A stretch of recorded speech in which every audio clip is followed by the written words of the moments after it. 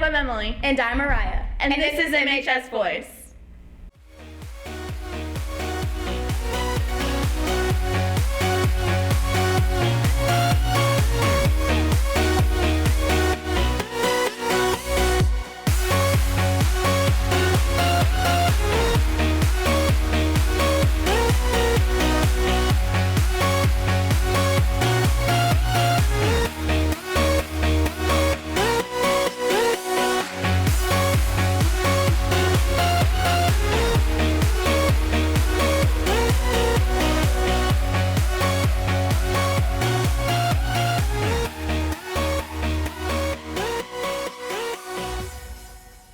The beginning of 12th grade is a time for seniors to think about life after high school, whether it be college, the military, or working a full-time job. Manchester provided informational sessions to suit everyone's needs. Here's Sydney with the story. As seniors of the new year, Manchester found many creative ways to keep students occupied during the PSATs. School administrators set up a variety of events for seniors, ranging from Herff Jones graduation packages and signing banners and cards for Ben Mellifoli. One of the main stations for the seniors was GRASP, or Greater Aspirations Scholarship Program. We are a nonprofit organization that was started in Richmond, Virginia. We're now in 71 schools in the state, and we are basically here to help the students free of charge find money for college. Lisa Herbert has many tips and tricks for students and their parents as they continue their studies in college. Everyone needs to fill out the FAFSA form.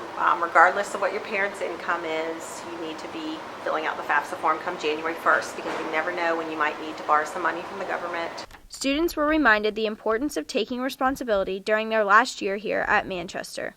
While applying for colleges, I learned that it's really important to stick to your deadlines and keep on track with all your stuff so that you don't end up too late. Manchester Principal Mr. Costi had one main purpose for the stations visited.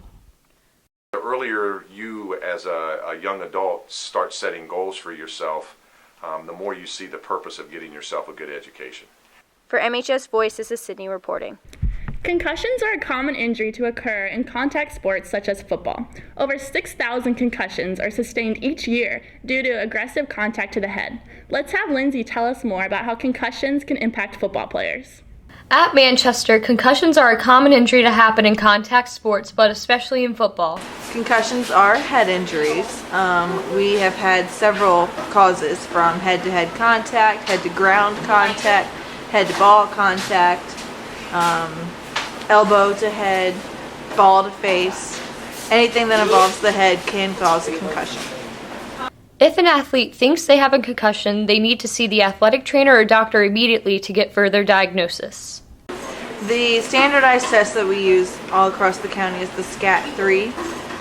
It's a test that you ask what the symptoms are, their orientation, their concentration, and balance, all kinds of things. The best recommended way an athlete can get rid of their concussion is to rest. Mental and physical. Turn the phone off, the computer, the TV, everything. Lay in a dark room and sleep. That is the best prognosis to get back from this injury as soon as possible. Sometimes it's hard for a student athlete to just stand on the sideline when they have concussions. Being able to get noticed by college recruiters, being able to help my team win, and just wanting to win. From MHS Voice, this is Lindsay reporting.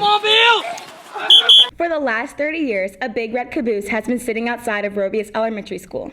Ever wonder how it got there? MHS Voice found out.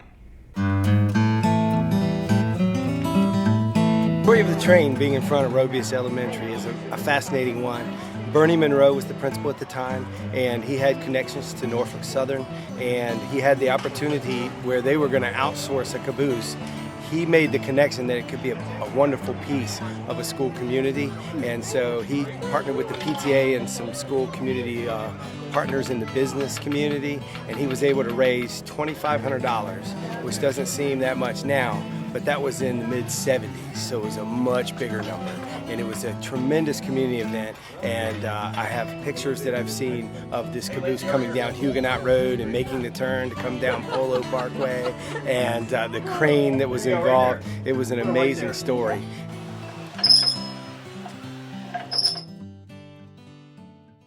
Foreign exchange students get to experience not only a new school environment, but also a new lifestyle. Julie Burrows tells us all about her experience in the U.S. My full name is Julia Zweitenburen, but here in America I just go by Julie Burrow. I wanted to do something different, and I've thought about being an exchange student since 7th grade. I knew that I wanted to do something different.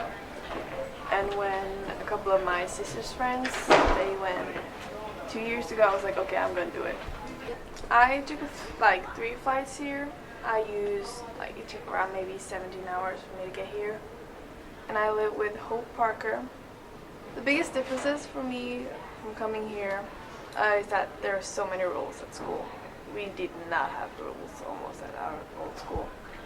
You got the dress codes, you need passes to go like in the hallways, and you need big excuses to go home. Like usually in my old school you can say, I have a headache, I want to go home, and they'd be like, sure, go home.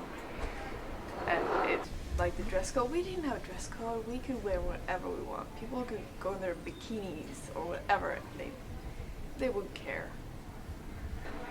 Like the teachers are very strict here, you have to call them by like their last name. Be like, hey, sup, can you help me? Teacher, come on, get here. It's so much different. And we also have, like the senior year that you have is different than ours, because we have a month where all we do is drive around and go to parties, and the school and the teacher and everyone don't care. Like you have to do certain things during that month, like kidnap a freshman and drive them off and steal their phones and keys and money and leave them out of nowhere, just leave them. And no one would care. Like the police don't care. No one cares. So there's a lot of different things. I used to have a lot of freedom. Not so much now. A lot of like fast food chains. Like you have Chipotle, you have like Wendy's. We don't have that. We have McDonald's and Burger King and Subway. And it's so boring. Like I'm in love with Chipotle. I have it so often. It's so good. You have like Pop-Tarts that we don't have. You have Hot Pockets. It's so much that we do not have. And I will miss it so much when I go back home. I have Pop-Tarts every day. It's like my life right now. A lot of things that I experienced. With my host family, we went down to North Carolina just a couple of like weeks after I came here to a wedding. So I got to experience a real American wedding, and that was so much fun. Because in Norway, the weddings are pretty boring, and here, like, you're dancing, you listen to the music, it's like so much more fun. The debate over school start time is spreading throughout Chesterfield County. To find out more information, let's go to Alani with the story. With controversy of the start time of school, the opinions vary between adults and students. People wonder which start time would be beneficial to students' education. I think there's a lot of research out there that there are benefits with the way if schools open up later. It might assist students with their basic regimen throughout a school day and throughout their regular life. One topic that the school board is having trouble with is after-school activities like clubs or sports. With the start time of school beginning later, practices and meetings will end later as well. I don't like the idea of school starting later because it would push back the end time of the day, and getting out at 1:50 gives me time to stay after and do after-school activities, but I still can do my homework. And starting at 8:30 would push it back to getting home at 3 o'clock. And then if I stayed after, it would be later, like maybe 5 sometimes with the marching bands and stuff. Another topic that the school board needs to discuss is how beneficial it would be for school to start later. Yeah, I think school should start like an hour later. That would be awesome because I come into school and I'm super tired. I'm not ready to function during the day. I think everyone would benefit from that. No one likes driving in the dark either, so a safety thing, that would definitely help. With some families asking how the older students will be able to watch their siblings, parents always ask why all schools can't start at the same time. And that's a trade-off. So to bring the buses in, something else would have to go, whether that's programs, whether that's teachers, whatever it might be, there's a cost to have to trade that off. So at the end of the day, when you say, is it better, It's going to be what has to go out to make that happen. This is Alani reporting for MHS Voice. Thanks for tuning in. Make sure you check out our video in 2 weeks. See ya!